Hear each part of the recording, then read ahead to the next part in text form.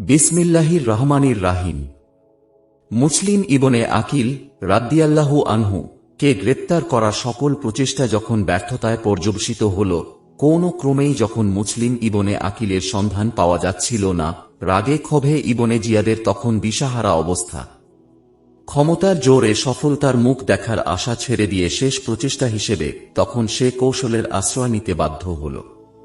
সে তার বিশ্বস্ত একজন অনুচরকে ৩,০০০ দিরহাম দিয়ে শিখিয়ে দিল, জনসাধারণের নিকট নিজেকে তুমি একজন মুসাফির হিসেবে পরিচয় দিবে এবং হযরত হুসাইন রাদিয়াল্লাহু আনহু এর জিহাদি তহবিলে এ টাকা জমা দেয়ার কথা বলে মুসলিম ইবনে আকিলের সন্ধান চালাবে।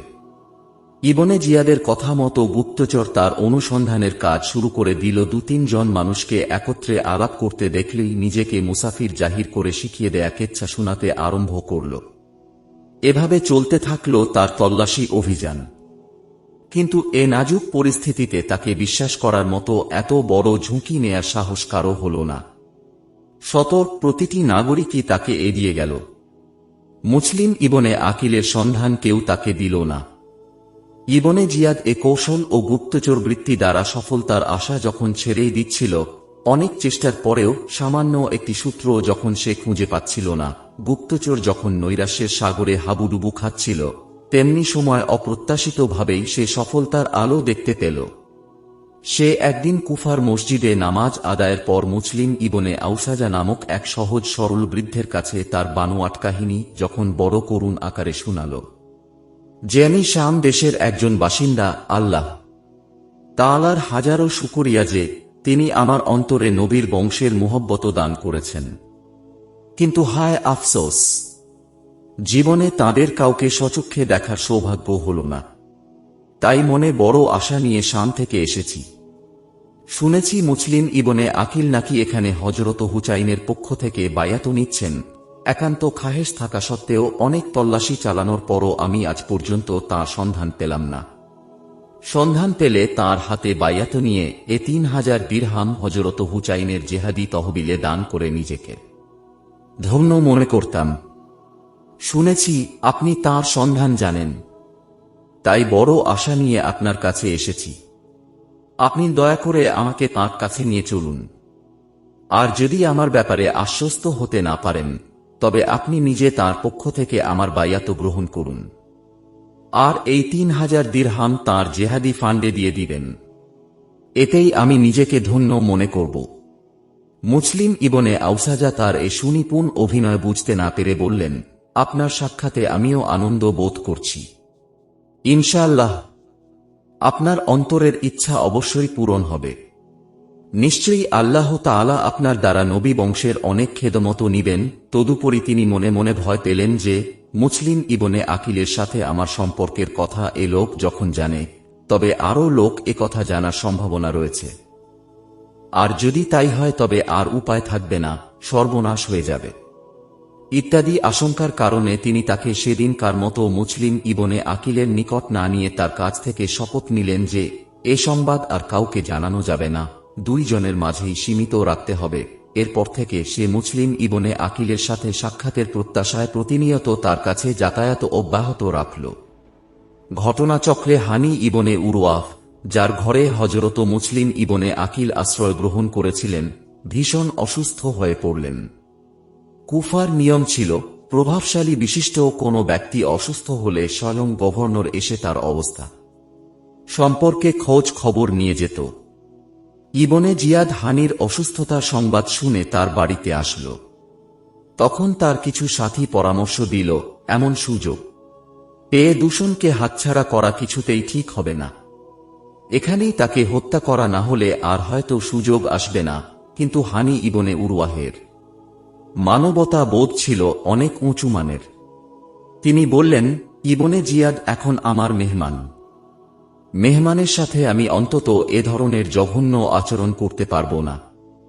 ইসলাম এমন হত্যাকে শুধু ঘৃণাই করে হানিকে দেখে ইবনে জিয়াদ চলে গেল। কিন্তু মুসলিম ইবনে আকিল যে হানির বাড়িতে তারই এত কাছাকাছি অবস্থান করছেন, ঘুণাক্ষরেও তা সে টের পেল না। এদিকে ইবনে জিয়াদের গুপ্তচর বারবার মুসলিম ইবনে আউসাজার নিকট এসে নবী বংশের প্রতি তার ভক্তি ও অনুরাগ প্রকাশ করে পিড়াপিড়ি শুরু করল যে একবারের জন্য হলেও মুসলিম ইবনে আকিলের সাথে আমার সাক্ষাতের ব্যবস্থা করে দিন, তাহলে আমার প্রাণ জুড়ায়। তার অন্তরে নবী বংশের প্রতি বিপুল প্রেম ও মুহাব্বত লক্ষ্য করে তিনি তাকে মুসলিম ইবনে আকিলের কাছে নিয়ে যেতে আর সংশয় প্রকাশের কোনো কারণ খুঁজে পেলেন না। অবশেষে তিনি তাকে নিয়ে গেলেন। সে মুসলিম ইবনে আকিলের হাতে বাইয়াত গ্রহণ করে জেহাদি তহবিলে 3000 দিরহাম জমা দিয়ে দিল শুধু বিশ্বাস অর্জনের জন্য। অতঃপর প্রতিদিন এখানে তার যাতায়াত অব্যাহত থাকল। আসা যাওয়ার ফাঁকে ফাঁকে ভিতরের যাবতীয় গোপন তথ্য অতি সন্তর্পণে ইবনে জিয়াদের নিকট সরবরাহ করতে থাকল। সব জানার পর খবরের সত্যতা সম্পর্কে নিশ্চিত হয়ে ইবনে জিয়াদ হানিকে গভর্নর হাউজে ডেকে পাঠাল। সংবাদ পাওয়ার সাথে সাথেই হানি বুঝে ফেললেন যে ইবনে জিয়াদ তাকে কি জন্য তলব করেছে। যেভাবেই হোক সে সমস্ত খবর জেনে ফেলেছে। বিকল্প কোনো উপায় না দেখে অগত্যা তিনি গভর্নর হাউজে উপস্থিত হলেন। উপস্থিত হওয়ার পর ইবনে জিয়াদ হানিকে প্রশ্ন করল, মুসলিম ইবনে আকিল আপনার বাড়ি অবস্থান করে আমিরুল মুমিনিনের বিরুদ্ধে ষড়যন্ত্র পাকাচ্ছেন, আর আপনি আশ্রয় দিয়ে তার সহযোগিতা করছেন। প্রথমে তিনি পুরা ব্যাপারটাকেই অস্বীকার করলেন।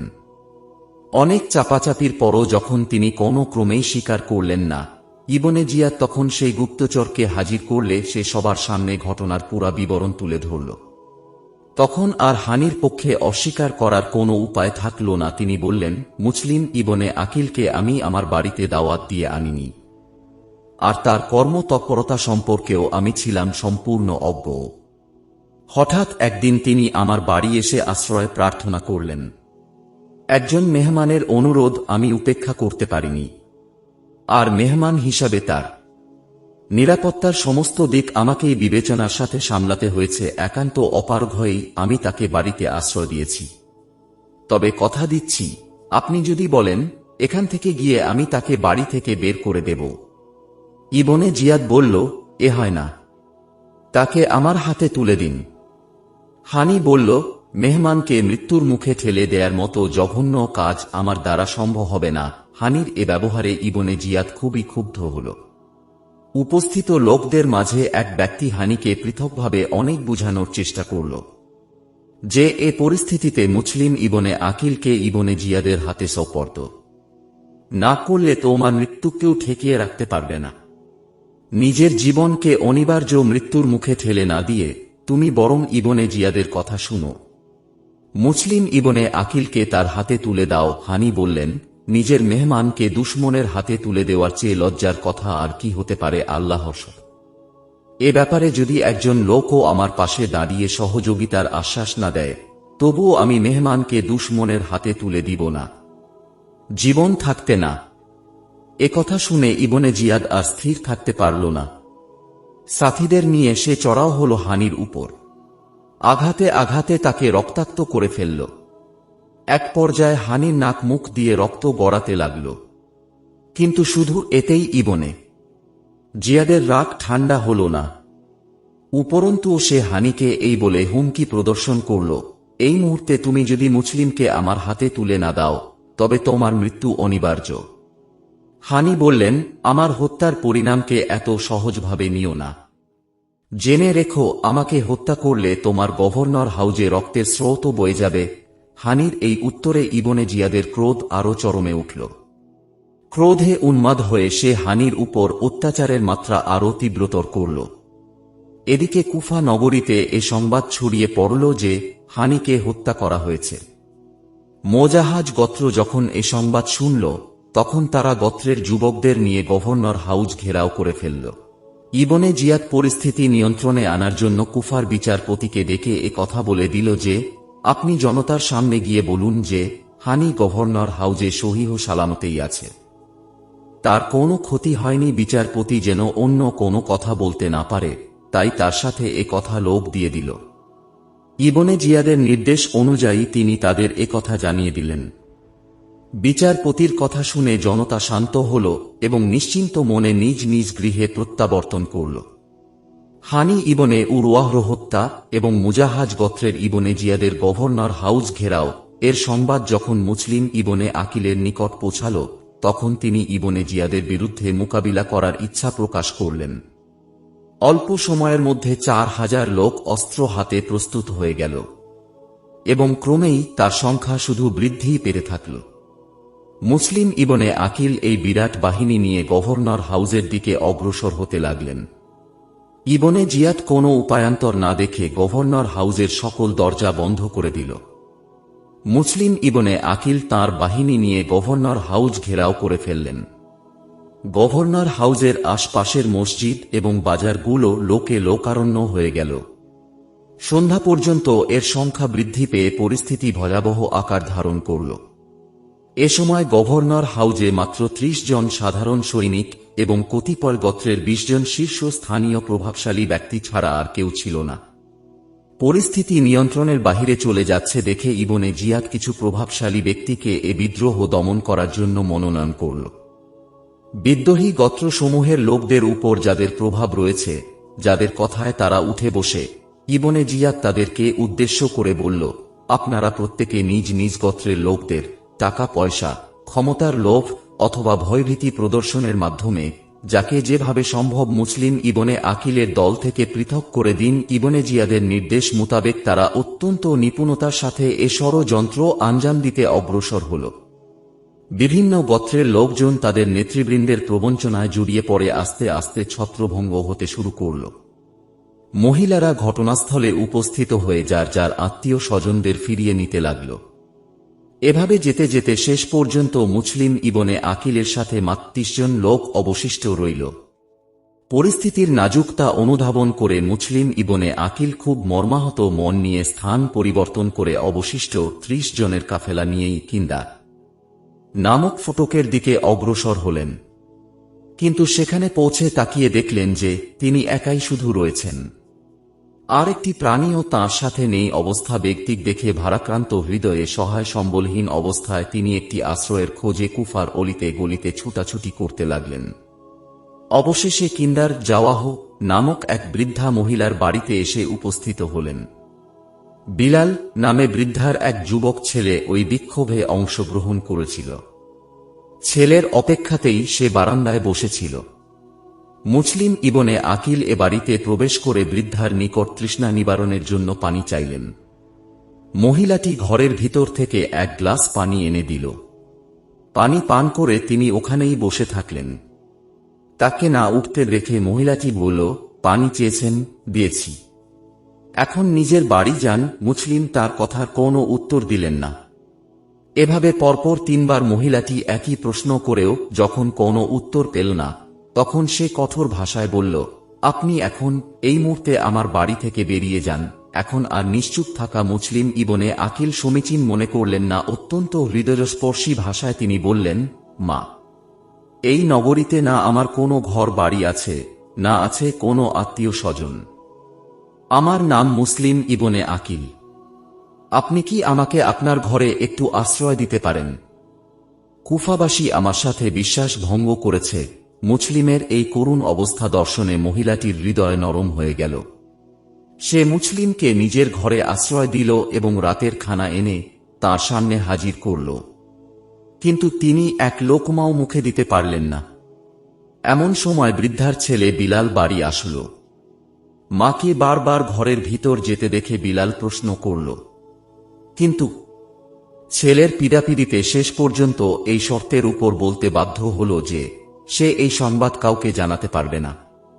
এদিকে ইবনে জিয়াদ গভর্নর হাউসের বাহিরে শান্ত পরিবেশে অনুভব করে সৈন্যদের দ্বারা বাহিরের পরিস্থিতির খোঁজ খবর নিল।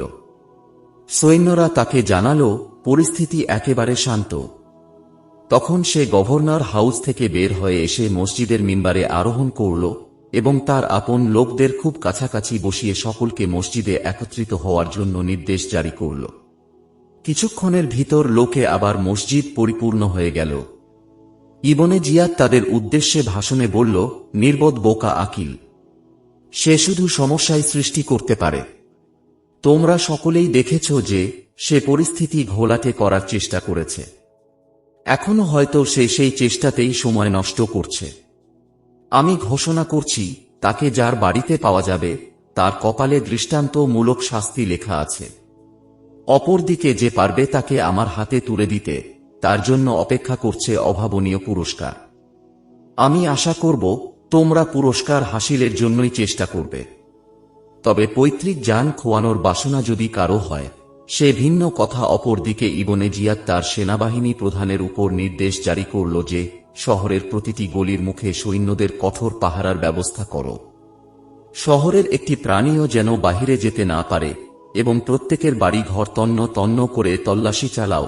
যেভাবেই হোক মুসলিম ইবনে আকিলকে আমি চাই। ইবনে জিয়াদের নির্দেশ মোতাবেক সেনাবাহিনী প্রধান শহরের প্রত্যেক গলির মুখে সৈন্যবাহিনী মোতায়েন করে দিল এবং শহরের একদিক থেকে তল্লাশির কাজ আরম্ভ করে দিল।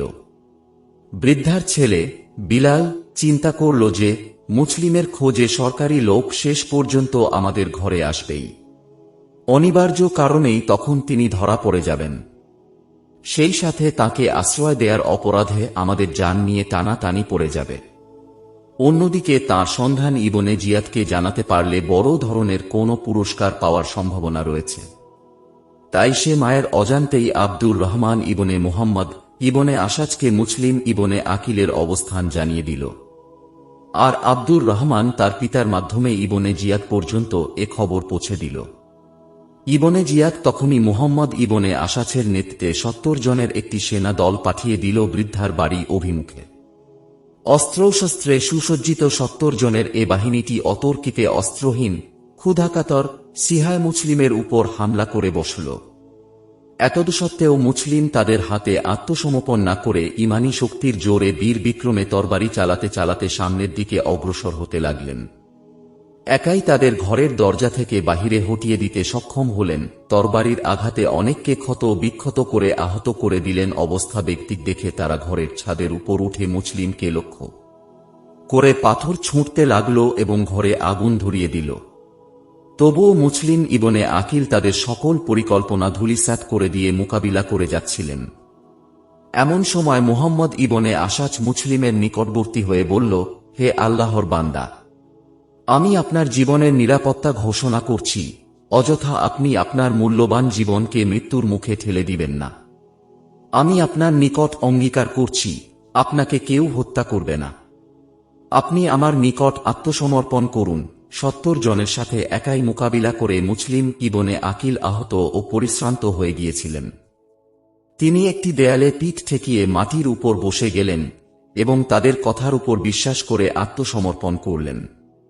তারা মুসলিম ইবনে আকিলকে একটি সোয়ারির উপর আরোহণ করিয়ে তার হাত থেকে তরবারি ছিনিয়ে নিল। মুসলিম রাদিয়াল্লাহু আনহু বললেন, তোমরা তো আমাকে নিরাপত্তার প্রতিশ্রুতি দিয়েছ, আর এখন আমার হাত থেকে অস্ত্র ছিনিয়ে নিয়ে তোমরা তোমাদের অঙ্গীকার ভঙ্গ করছ। মুহাম্মদ ইবনে আসাজ বলল, আপনি কোনো চিন্তা করবেন না, আপনার সাথে কোনো অসৌজন্যমূলক আচরণ করা হবে না। মুসলিম ইবনে আকিল বললেন, আমি জানি এগুলো বলা শুধু আমাকে সান্ত্বনা দেওয়ার জন্য। আমার ব্যাপারে ফয়সালা করার অধিকার তোমাদের হাতে নেই। তিনি কথা বলছিলেন আর তার দু চোখ বেয়ে অশ্রু গড়িয়ে পড়ছিল। এ দৃশ্য দেখে একজন বলে উঠল, হে মুসলিম, আপনি যে পথে আছেন এ পথে পরাজিত হলেও তো কাঁদার কোনো কারণ নেই। তাহলে আপনি কাঁদছেন কেন? প্রতি উত্তরে ইবনে আকিল বললেন, আমি আমার জীবন খোয়াব এই ভয়ে কাঁদছি না। আমি কাঁদছি হযরত হুসাইন রাদিয়াল্লাহু আনহু ও তাঁর পরিবার পরিজনের মহামূল্যবান জীবনের জন্য। ইতিপূর্বে আমি তার নামে যে পত্র দিয়েছি তা পাঠ করে তিনি হয়তো ইতিমধ্যে কুফার পথে রওনা হয়ে গেছেন। আমি এখানের অনুকূল অবস্থার কথা জানিয়ে তাকে তাশরিফ আনার কথা লিখেছিলাম। এখন যদি তিনি এখানে পরিবার সহ আগমন করেন তবে তাঁরাও আমার মতো তোমাদের নির্যাতনের শিকার হবেন, আর এ অসহ্য অত্যাচার তাদের উপরও চালানো হবে। অতঃপর তিনি মুহাম্মদ ইবনে আসাজকে বললেন, তুমি আমাকে নিরাপত্তা দিয়েছ, কিন্তু আমার যতদূর মনে হয় যে তুমি তোমার অঙ্গীকার রক্ষা করতে পারবে না, কারণ আমাকে নিরাপত্তা দেয়ার মতো ক্ষমতা বা অধিকার কোনোটাই তোমার নেই। সঙ্গত কারণেই তোমার কথা কেউ শুনবে না। শেষ পর্যন্ত তারা আমাকে হত্যা করবেই। জীবন সায়ান্নে আমি তোমাকে একটি গুরুত্বপূর্ণ দায়িত্ব দিয়ে যাচ্ছি, তুমি বিশ্বস্ততার সাথেই তা পালন করবে। বলে আমার বিশ্বাস। কালক্ষেপণ না করে তোমার বিশ্বস্ত একজন লোককে হযরত হুসাইনের নিকট সংবাদ দিয়ে পাঠাও যে তিনি যেন এখানে না আসেন, পথে থাকলে সেখান থেকেই যেন মক্কায় ফিরে যান। কুফাবাসী প্রেরিত চিঠি যেন তাঁকে ধোকায় না ফেলে তারা বিশ্বাসভঙ্গ করেছে। তাঁর পিতার হযরত আলী রাদিয়াল্লাহু আনহু যাদের ব্যবহার অতিষ্ঠ হয়ে তাদের মৃত্যুর আকাঙ্ক্ষা পোষণ করেছিলেন, সে আকাঙ্ক্ষা যে যথার্থ তার প্রমাণ তারা আবারও দিয়েছে। মুহাম্মদ ইবনে আসাদ সব করে বলল, আমি আপনার অন্তরের আকাঙ্ক্ষা অবশ্যই পূরণ করব। পরে সে তার অঙ্গীকার অনুযায়ী হযরত হুসাইন রাদিয়াল্লাহু আনহুর নিকট একজন লোক পাঠালো কুফার বর্তমান সার্বিক পরিস্থিতি জানিয়ে এবং পরামর্শ দিল যে তিনি যেন কুফায় না এসে মক্কায় ফিরে যান। মুহাম্মদ ইবনে আসাছের পত্র যখন হযরত হুসাইন রাদিয়াল্লাহু আনহু এর হাতে পৌঁছালো তখন তিনি কুফার উদ্দেশ্যে যাত্রা করে জুবালা নামক স্থানে এসে তাঁবু ফেলেছেন। কুফার বিস্তারিত সংবাদ সম্পর্কে অবগত হয়ে হযরত হুসাইন রাদিয়াল্লাহু আনহু বললেন, খোদার নির্ধারিত ভাগ্যকে খণ্ডনের ক্ষমতা বা শক্তি কি কারো আছে? অতএব তাই বর্তমানে আমার একমাত্র ভরসা আল্লাহ তাআলা। তাঁর কাছেই শুধু আমার জীবনের প্রতিদান চাইব এবং কুফাবাসীর এ ঘৃণা ষড়যন্ত্রের জন্য আল্লাহর নিকট সাহায্য প্রার্থনা করব, অন্য কারো কাছে নয়। মোট কথা হযরত হুসাইন রাদিয়াল্লাহু আনহু পত্র প্রাপ্তির পর ফিরে যাওয়ার পরিবর্তে দৃঢ় সংকল্প নিয়ে সামনের দিকে অগ্রসর হতে থাকলেন। এদিকে মুহাম্মদ ইবনে আসাজ মুসলিম ইবন আকিলকে নিয়ে গভর্নর হাউজে উপস্থিত হল। মুহাম্মদ ইবনে আসাজ মুসলিমের জীবনের নিরাপত্তা দিয়েছে, এ কথা শুনে ইবনে জিয়াদ ভীষণ রেগে গিয়ে বলল, আমি তোমাকে তার জীবনের নিরাপত্তা দেয়ার মতো ক্ষমতা দিয়ে পাঠাইনি, তাকে শুধু গ্রেপ্তার করে আনার জন্য তোমাকে প্রেরণ করেছিলাম। তুমি তাকে নিরাপত্তা দেয়ার কে? ইবনে জিয়াদের সামনে মুহাম্মদ ইবনে আসাজ আর কোনো প্রতিবাদ করার সাহস পেল না। মুসলিমের হয়ে একটি কথাও বলতে পারল না, নিশ্চুপ বসে রইল। অতঃপর ইবনে জিয়াদ মুসলিম ইবনে আকিলকে হত্যা করার নির্দেশ দিল। মৃত্যুদণ্ডের আদেশ শোনার পর মুসলিম ইবনে আকিল কিছু অচিরত করার সুযোগ প্রার্থনা করলেন। ইবনে জিয়াদ তাকে এ সুযোগটুকু প্রদান করল। হযরত মুসলিম ইবনে আকিল রাদিয়াল্লাহু আনহু উমর ইবনে সাআদকে সম্বোধন করে বললেন, আপনি আমার আত্মীয় বিধায় শুধু আপনার সাথে নির্জনে কিছু কথা বলতে চাই। উমর ইবনে সাআদ প্রথমে দ্বিধা করছিলেন। ইবনে জিয়াদ তাকে কথা বলার অনুমতি দিলে মুসলিম ইবনে আকিল তাকে নিয়ে একটি নির্জন স্থানে গিয়ে বললেন, কুফার অমুক ব্যক্তি আমার নিকট 700 দিরহাম পাবে, আমার পক্ষ থেকে আপনি সেগুলো পরিশোধ করে দিবেন এবং হযরত হুসাইন রাদিয়াল্লাহু আনহু এর নিকট একজন লোক পাঠিয়ে তাকে সতর্ক করে দিয়ে কুফায় আসতে বারণ করবেন। উমর বিনে সাআদ ইবনে জিয়াদের নিকট মুসলিম ইবনে আকিলের অচিরত পূর্ণ করার অনুমতি চাইলে ইবনে জিয়াদ বলল, নিশ্চয়ই। বিশ্বস্ত ব্যক্তি কখনো তার অঙ্গীকার ভঙ্গ করতে পারে না। তুমি তার ঋণ পরিশোধ করে দাও। আর হযরত হুসাইন রাদিয়াল্লাহু আনহুর ব্যাপার, যদি তিনি আমাদের বিরুদ্ধে মোকাবেলা করার জন্য না আসেন তাহলে আমরা তাকে হটানোর চেষ্টা করব না। আর যদি তিনি এসেই পড়েন তবে অগত্যা আমাদের তাকে প্রতিরোধ করার জন্য পদক্ষেপ নিতেই হবে। অতঃপর ইবনে জিয়াদ মুসলিম ইবনে আকিলকে উদ্দেশ্য করে বলল, ইসলামী রাষ্ট্রের সর্বত্র ইয়াজিদকে খলিফা হিসাবে স্বীকৃতি দিয়েছে। এক ইমামের নেতৃত্বে অত্যন্ত সুষ্ঠুভাবে রাষ্ট্র পরিচালিত হচ্ছে, কোথাও কোনো বিশৃঙ্খলার চিহ্ন মাত্র নেই। আর আপনারা মুষ্টিময় কয়েকজন লোক অন্যায়ভাবে রাষ্ট্রের সর্বত্র বিশৃঙ্খলা সৃষ্টি পায়তারা করে বেড়াচ্ছেন। মুসলিম ইবনে আকিল বললেন, প্রকৃত ঘটনা ঠিক এর বিপরীত।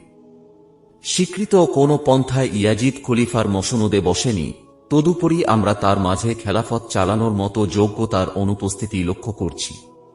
সত্য কথা হল, কুফার অধিকাংশ জনগণ হযরত হুসাইন রাদিয়াল্লাহু আনহুকে এখানকার নেতৃত্ব নেয়ার জন্য শত শত চিঠি ও অসংখ্য প্রতিনিধি দল পাঠানোর প্রেক্ষিতেই আমি এখানে পরিস্থিতি যাচাইয়ের উদ্দেশ্যে এসেছি। এখানে আসার পর হযরত হুসাইনের নামে কুফাবাসীর থেকে বায়াত নেয়া শুরু করি।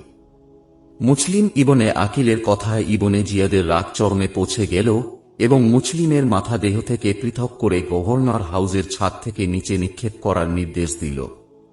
ইবনে জিয়াদের নির্দেশ অক্ষরে অক্ষরে পালিত হল। গভর্নর হাউজের ছাদ থেকে তাঁর শির মুবারক নিচে নিক্ষেপ করা হল। মৃত্যুর আগ মুহূর্তেও মুসলিম ইবনে আকিলের ঠোঁট জোড়া আল্লাহর স্মরণে তাসবিহ তাহলিলে ব্যস্ত ছিল। ইন্নালিল্লাহি ওয়া ইন্না ইলাইহি রাজিউন। মুসলিম ইবনে আকিলের পর হানি ইবনে উরওয়াহকেও হত্যা করার সিদ্ধান্ত হল এবং তাকে কুফা বাজারে নিয়ে সর্বসাধারণের সামনে হত্যা করার নির্দেশ দেয়ার হল। মুসলিম ইবনে আকিল এবং হানি ইবনে উরওয়াহকে হত্যা করার পর ইবনে জিয়াদ তাদের উভয়ের শির ইয়াজিদের নিকট পাঠিয়ে দিল। ইয়াজিদ ইবনে জিয়াদের কাজে খুশি হয়ে তাকে ধন্যবাদ জানিয়ে পত্র দিল, আমার নিকট সংবাদ এসেছে যে হযরত হুসাইন রাদিয়াল্লাহু আনহু ইরাকের নিকট পৌঁছে গেছেন। তাই কুফা নগরীর আশপাশে সর্বত্র গুপ্তচর বাহিনীর মাধ্যমে তাঁর প্রতিটি পদক্ষেপের উপর তীক্ষ্ণ নজর রাখার ব্যবস্থা করতে হবে। যার ব্যাপারে সন্দেহ হয় যে সে হযরত হুসাইনের সহযোগিতা করছে, সঙ্গে সঙ্গে তাকে গ্রেপ্তার করে কয়েদখানায় পুরে রাখো। কারো সাথে সরাসরি সংঘর্ষে লিপ্ত হওয়ার ইচ্ছা আপাতত আমার নেই। যদি কেউ স্বেচ্ছায় সংঘর্ষ বাঁধানোর চেষ্টা করে তবে আমাদের আর সংঘর্ষ ভিন্ন কোনো উপায় থাকবে না। কুফার পথে হযরত হুসাইন রাদিয়াল্লাহু আনহু মুসলিম ইবনে আকিল যখন হযরত হুসাইনের নিকট খবর পাঠালেন যে ইতিমধ্যে 18,000 মুসলমান আপনার নামে আমার হাতে বাইয়াত গ্রহণ করেছে, তারা এখন আপনার আগমন প্রতীক্ষায় প্রহর গুনছে, আপনার নেতৃত্ব গ্রহণের আশায় অপেক্ষমান, পরিস্থিতি সম্পূর্ণ আপনার অনুকূলে, অতএব বিলম্ব না করে এখানে তাশরিফ আনতে পারেন। তখন হযরত হুসাইন রাদিয়াল্লাহু আনহু কুফা যাত্রার জন্য মন স্থির করে ফেললেন, এ ব্যাপারে দৃঢ় সংকল্প ব্যক্ত করলেন। একমাত্র হযরত আব্দুল্লাহ ইবনে জুবায়ের রাদিয়াল্লাহু আনহু ব্যক্তি সকলেই হযরত হুসাইন রাদিয়াল্লাহু আনহুকে কুফায় না যাওয়ার পরামর্শ দিয়ে বললেন, কুফাবাসী বিশ্বাসঘাতক, সুযোগ সন্ধানী, তাদের কোনো অঙ্গীকার বা বাইয়াতের উপর বিশ্বাস করলে ধোঁকায় পড়তে হবে। আমরা জেনে শুনে আপনাকে এত বড় বিপদের মুখে ঠেলে দিতে পারি না। কুফা যাত্রার সংবাদ শুনে হযরত উমর ইবনে আব্দুর রহমান ভীত সন্ত্রস্ত হয়ে দৌড়ে আসেন হযরত হুসাইন রাদিয়াল্লাহু আনহুর কাছে। অত্যন্ত বিনয়ের সাথে বললেন, আপনি এমন এক জাতির নেতৃত্ব গ্রহণ করতে যাচ্ছেন যাদের শাসনকর্তা এখনও বিদ্যমান এবং তারা তাদের কার্যক্রম চালিয়ে যাচ্ছে নির্বিঘ্নে। সাধারণ মানুষ তো অর্থের স্রোতে ভেসে চলতেই অভ্যস্ত, দিনার দিরহামের তারা পূজা করে।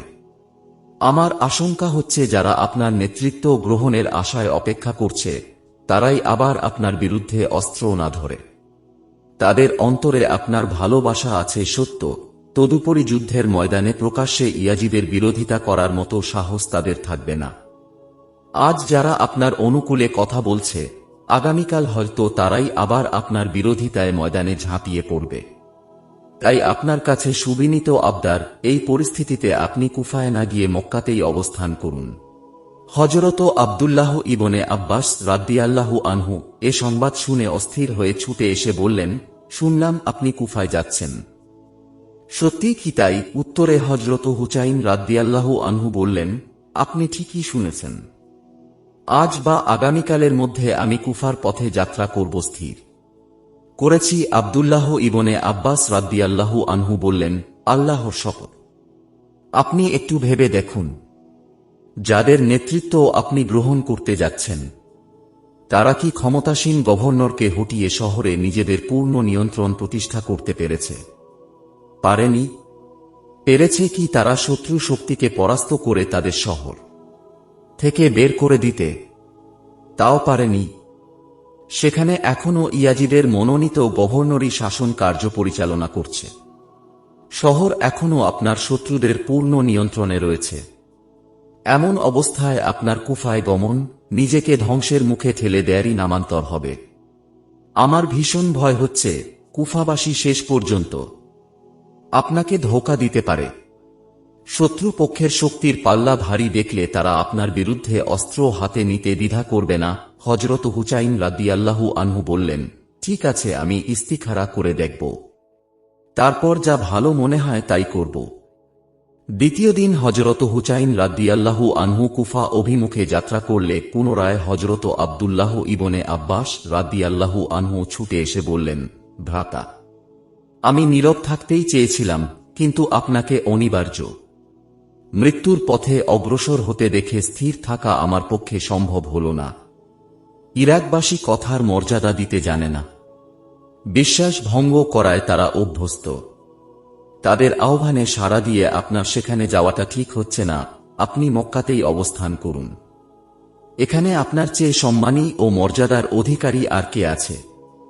সত্যিই যদি কুফাবাসী অন্তর থেকে নেতা হিসাবে আপনাকে চেয়ে থাকে, তবে আপনি তাদের লিখে জানিয়ে দিন, প্রথমে তোমরা ক্ষমতাসীনদের হটিয়ে শহরে তোমাদের পূর্ণ নিয়ন্ত্রণ প্রতিষ্ঠা করো।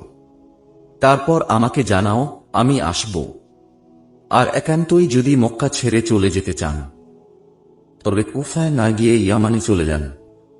সেখানে প্রাচীর ঘেরা মজদুদ কিল্লা, বিস্তৃত জায়গা এবং দুর্বোধ্য পর্বতমালার পাশাপাশি আপনার পিতার প্রচুর অনুরাগী রয়েছে।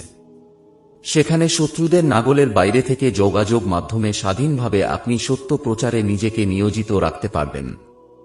হযরত হুসাইন রাদিয়াল্লাহু আনহু উত্তরে বললেন, ইবনে আব্বাস, আমি জানি তোমরা আমার কল্যাণ চাও, আমার মঙ্গল কামনা করো, কিন্তু পূর্বেই আমি আমার সিদ্ধান্ত স্থির করে ফেলেছি। এখন আর সিদ্ধান্ত পরিবর্তন করা আমার পক্ষে সম্ভব হবে না। শেষবারের মতো ইবনে আব্বাস রাদিয়াল্লাহু আনহু বললেন, একান্ত যদি আপনাকে যেতেই হয়, তাহলে আমি বাধা দিয়ে রাখতে পারব না। তবে মেহেরবানি করে মহিলা ও শিশু বাচ্চাদের অন্তত সাথে নিয়ে যাবেন না। আমার আশঙ্কা হচ্ছে শেষ পর্যন্ত আপনাকে হযরত উসমান রাদিয়াল্লাহু আনহু এর মতো ছেলে সন্তানদের সামনে নিহত হতে না হয়। দিনের একটা গুরুত্বপূর্ণ অংশকে পুনরায় প্রতিষ্ঠার দৃঢ় সংকল্প নিয়ে অবশেষে হিজরি ৬০ সনের জিলহজ মাসের ৩ বা কারো মতে ৮ তারিখে হযরত হুসাইন রাদিয়াল্লাহু আনহু মক্কা থেকে কুফার উদ্দেশ্যে যাত্রা করেন। সময় ইয়াজিদ কর্তৃক নিয়োজিত মক্কার গভর্নর ছিলেন আমর ইবনে সাইদ ইবনুল আস। তিনি হযরত হুসাইন রাদিয়াল্লাহু আনহু এর কুফা যাত্রার সংবাদ শুনে কিছু লোক দিয়ে হযরত হুসাইন রাদিয়াল্লাহু আনহুকে বাধা দেওয়ার চেষ্টা করলেন। হযরত হুসাইন রাদিয়াল্লাহু আনহু তাদের বাধা অগ্রাহ্য করে নিজের মঞ্জিল পানে দৃঢ় পদে এগিয়ে যেতে লাগলেন। কিছু দূর অগ্রসর হওয়ার পর নবী মুহাম্মদ সাল্লাল্লাহু আলাইহি ওয়াসাল্লাম এর ভক্ত আরবের সুপ্রসিদ্ধ কবি ফারাদাকের সাথে তাঁর সাক্ষাৎ হয়ে গেল। তিনি ইরাক থেকে আসছিলেন মক্কায় যাওয়ার উদ্দেশ্যে। হযরত হুসাইন রাদিয়াল্লাহু আনহুকে দেখে প্রশ্ন করলেন, কোন দিকে যাওয়ার ইচ্ছা পোষণ করছেন?